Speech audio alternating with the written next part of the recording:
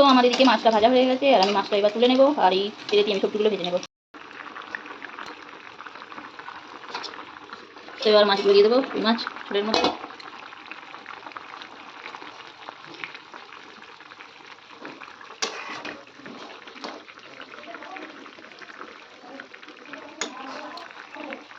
Just দেখুন একটা রূপটা একটা অসাধারণ দেখতে লাগছে। তো এইটা আমি একটু ঘুরিয়ে করে নেবো, ঘুরে নেবো। এই দেখুন,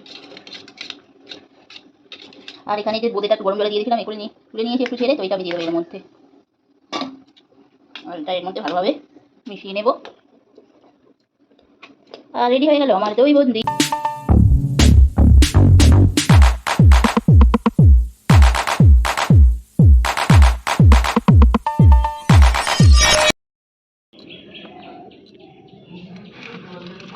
ও বাবা, কোথায় মরেছে! এই দেখো এর ভেতরে কত কই মাছ।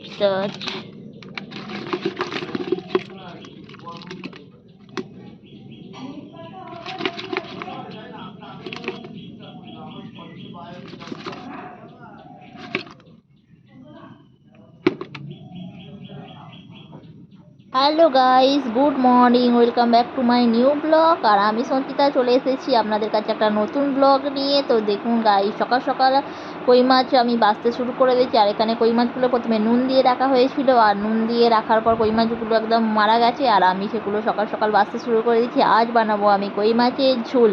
তো চলুন আমি ফার্স্ট কই মাছগুলো কেটে নেব, আর কই মাছগুলো ভালোভাবে কেটে পরিষ্কার করে নেবো। কারণ দেখতেই পাচ্ছেন আমি একটু বেশি বেশি করে পাঁচ নিয়েছি, কারণ কই মাছ একদম হড়কে হড়কে চলে যায় আর প্রচুর নালানি থাকে ওর মধ্যে।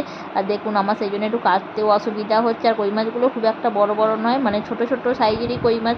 তো ছোট সাইজের কই মাছ, আর গরমটাও বেশ পড়েছে আবার। তো সেই জন্য আমি আবার কই মাছের সবজি দিয়ে ঝোল বানাবো। তো চলুন দেখতে থাকুন আমার কই মাছ কাটা আর কি কি রান্না হবে, চলুন দেখতে থাকুন। আমাদের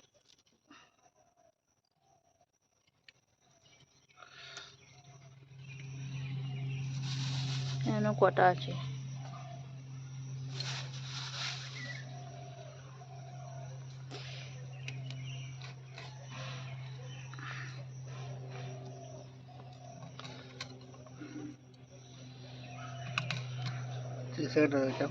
আর করতে হবে না।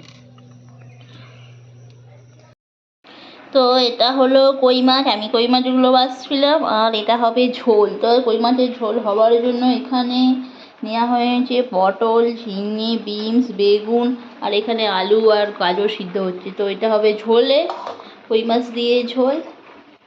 আর এখানে ছোটো ছোটো করে বেগুন কাটা আছে, এটা হবে নিম বেগুন ভাজা। তো এখানে আমার আলু আর গাজরটা আমি সিদ্ধ করে নিয়েছি ঝোলের জন্য। তো এটা আমি ভেজে দিয়ে দেবো। আর এখানে দিয়ে কড়াটা আমি চাপিয়ে রেখে দিয়েছি। এখানে একটু জিরে আর শুকনো লঙ্কা ভাজবো, কারণ আজকে করব আমি দইবন্দি।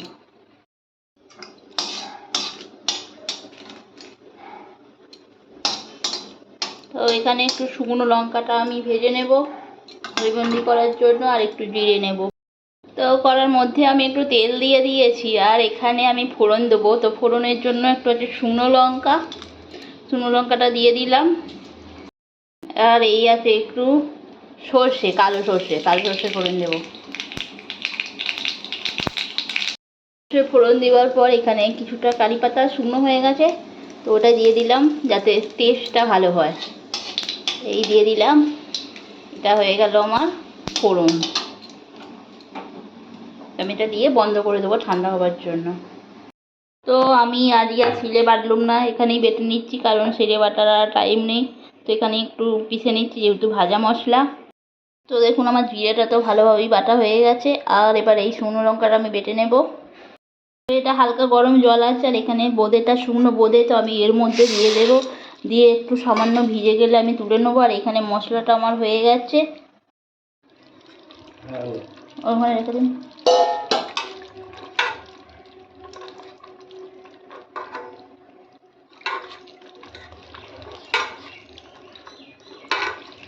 অতটাও দই লাগবে না মনে হচ্ছে। দেবে না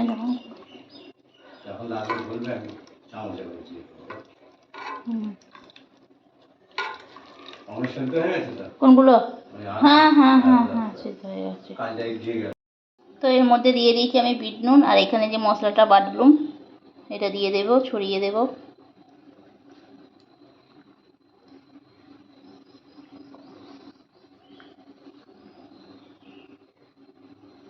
তো ছড়িয়ে দিয়ে দিয়েছি। আর এখানে তেলটা যে করে রেখেছিলাম সর্ষে লঙ্কা আর কারি পাতার ফোড়ন, তো এটা দিয়ে দেখুন একটা লুকটা একটা অসাধারণ দেখতে লাগছে।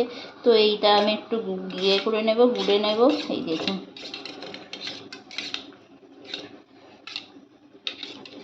আর এখানে যে বোঁদেটা একটু গরম জলে দিয়ে দিয়েছিলাম, এ করে নিয়ে তুলে নিয়েছি একটু ঝেড়ে। তো এইটা আমি দিয়ে দেবো এর মধ্যে।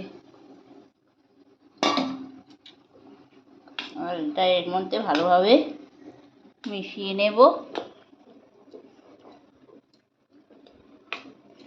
আর রেডি হয়ে গেল আমার দই বুন্দি।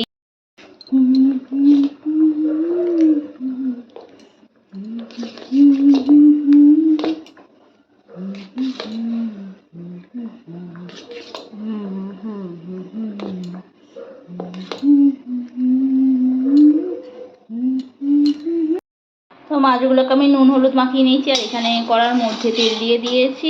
এবার মাছগুলোকে আমি আস্তে আস্তে ছেড়ে দেবো।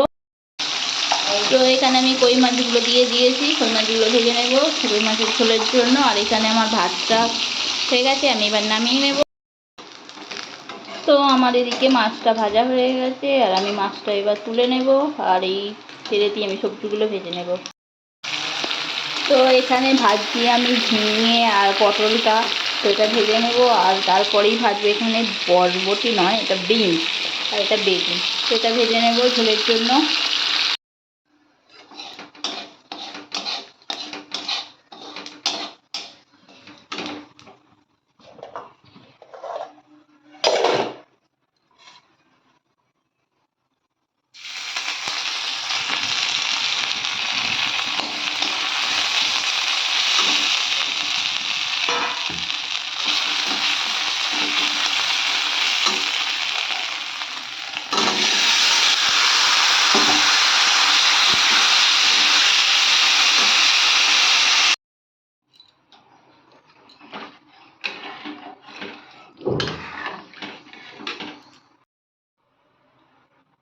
তো এই হলো আমার ঝোলের সিচুয়েশান। তো দেখুন ঝোল পুরো সব দিয়ে দিয়েছি, এবার জাস্ট ফুটবে।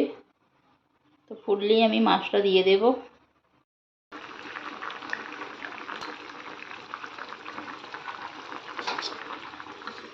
তো এবার মাছগুলো দিয়ে দেবো ওই মাছ ঝোলের মধ্যে।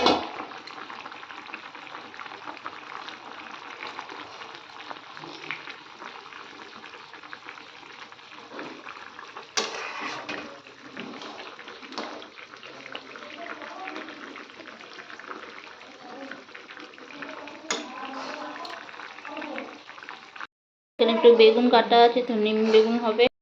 তো ঝোল আমার রেডি হয়ে গেছে, এবার আমি ভাজবো বেগুনগুলো। এখানে নিম বেগুন করার জন্য কথা, তো এখানে হলো বেগুন, নিম বেগুন। বেগুনটা একটু